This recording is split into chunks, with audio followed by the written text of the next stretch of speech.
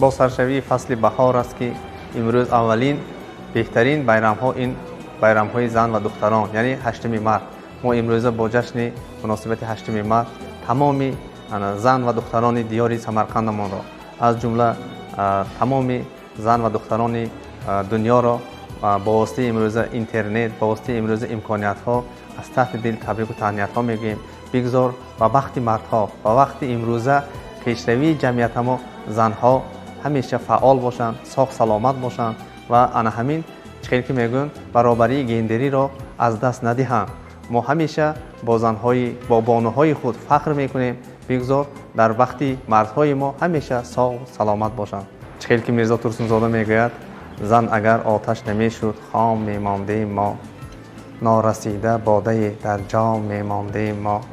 زن اگر ما را نمی بخشید عمری بر دوام، بی تخلص بی نسب بی نام میمانده ما.